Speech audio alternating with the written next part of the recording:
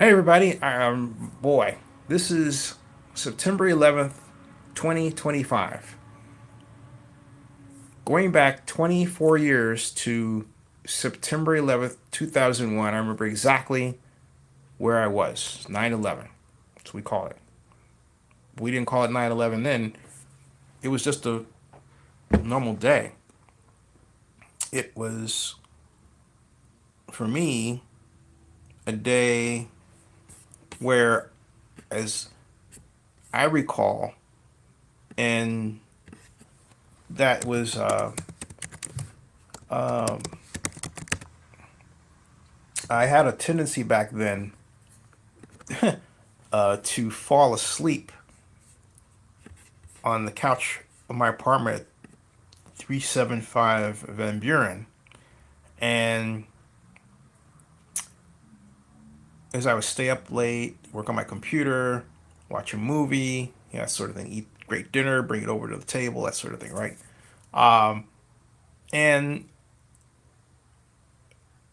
before I had this habit before I went to work, and I had the habit when I started my own company, I would watch mornings on 2 on KTVU. You have to remember, this is the days when we didn't have, we had AOL, and but internet communication, the internet as we know it today, didn't exist.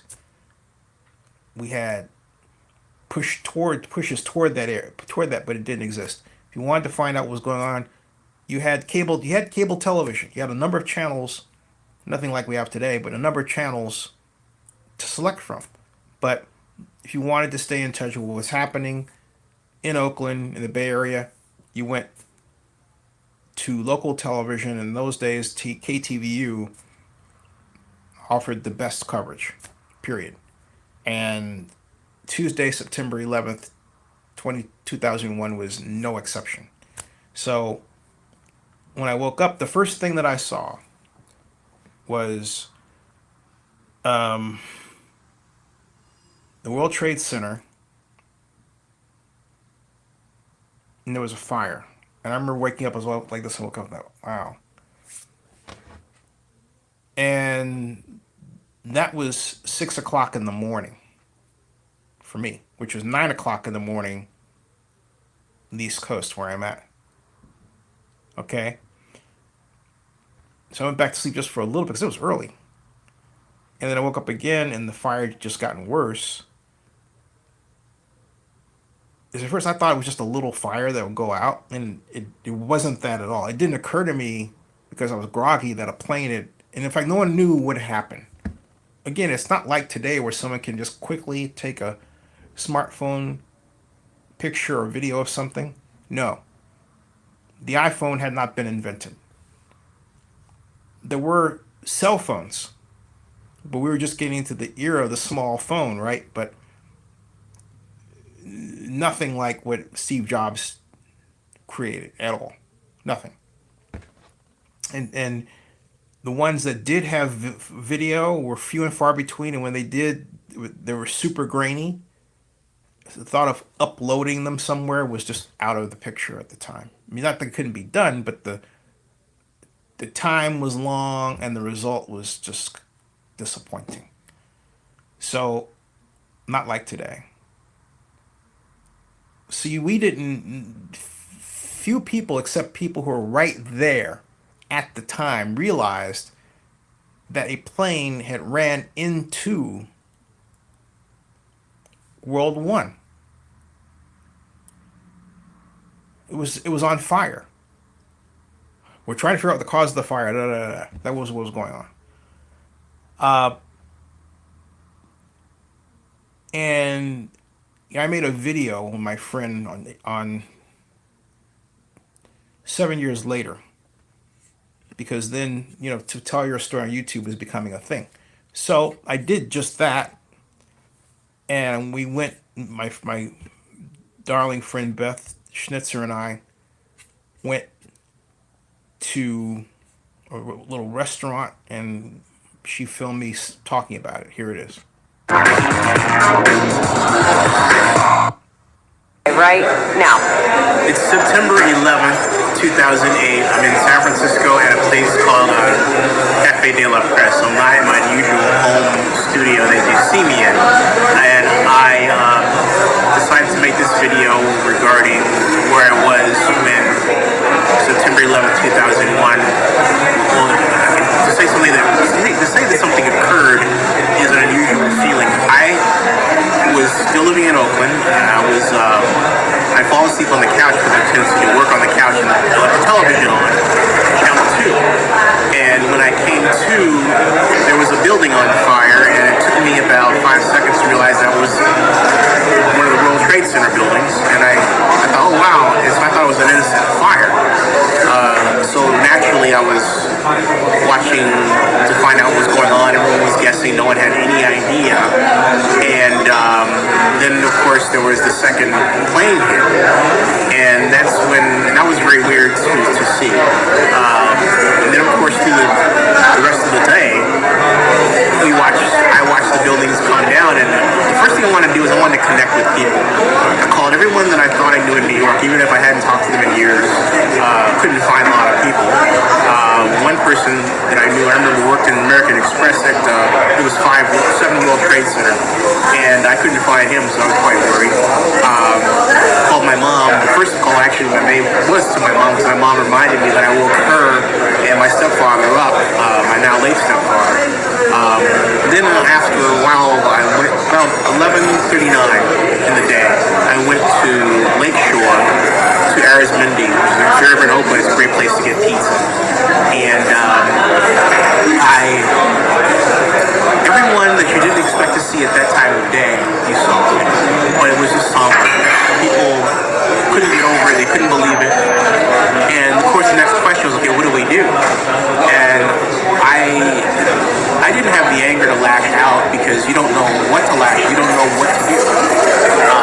But I remember fearing that the Bush administration was going to do something rash, that they were going to look for a target. There are people who wanted a target. It was an interesting time. It was a scary time. It was something that I hope we'll never see again. But I have a feeling, unfortunately, that we will in a different way. And I say that because people don't understand that we, from another country's perspective, particularly Middle Eastern countries, we've been the terrorists. And our actions in countries like Somalia, for example, where we actually had a humanitarian intervention, as we called it, which is actually sort of an invasion, Americans don't really look at it. There's this idea that if you're for America, you have to rubber stamp everything that we do. And that's not the case. I mean, the beauty of this country is you don't rubber stamp, you think critically. But I think sometimes there's a war on critical thinking. Well, anyway, that's what I remember about 9/11, and I'll talk to you later. So anyway, that was it, folks. Sorry about the interruption. That's what I said then. And I'm joined now by Adam Klasfeld from All Rise News.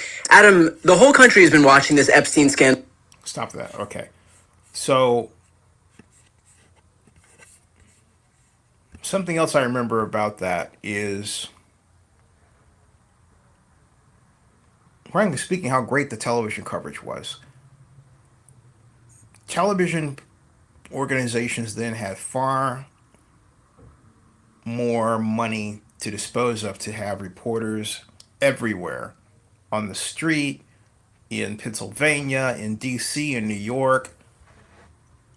We didn't have vloggers in Oakland. I went down the street. I would love to have been a vlogger then and just talk to everybody that walked around. I didn't have a camcorder until 2005. All right, 2004, 2005. I was started experimenting with vlogging around that, at the time of 2005, and discovered Blip TV for myself. But again, what I remember are seeing people literally in a state of shock. Some people, most people, were just happy to have the day off, but then realizing that the reason they had the day off was because a very big thing happened. The World Trade Center was destroyed. And the World Trade Center was, for me, representing New York City, the place that I wanted to work in when I got out of grad school. I tried to get a job with the division of housing because it paid 36,000, which was a fair amount of money then. We're talking, 1987, and but I got an offer from the division of real property, which is 25,000. I thought I can't live in Manhattan for that money, and be looking at Queens and all that. And I was already unfamiliar with New York. I didn't want to become more unfamiliar, and then I was supposed to stay with my friend Pia Pereira, who had a place on the Upper West Side. That was the plan.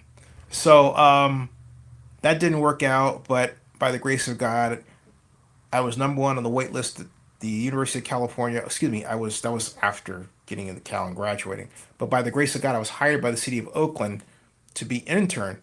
And really, I was hired the year before as an intern in '86. Did a little work then, but they hired me in earnest in '87. So by the grace of God, I had what turned out to be one of the most fun jobs I ever had in my entire life. But yeah, New York for me was the center of world economic operation. That's what New York meant to me, and the symbol of that was the World Trade Center. To see that come down the way that it did, and Minoru Yamasaki, the architect, became one of my favorite architects. Uh, just hurts to this day. Not just because it's gone, but because what replaced it does not truly reflect the power that the World Trade Center represented. It it's almost a metaphor for the decline of America as a world power. It's tall, yes, but it doesn't speak its power. It's there, but it's not there. It's a big difference. Anyway, thank you for watching. Subscribe to Zennie62 on YouTube and bookmark ZennieReport.com. That ends the stream.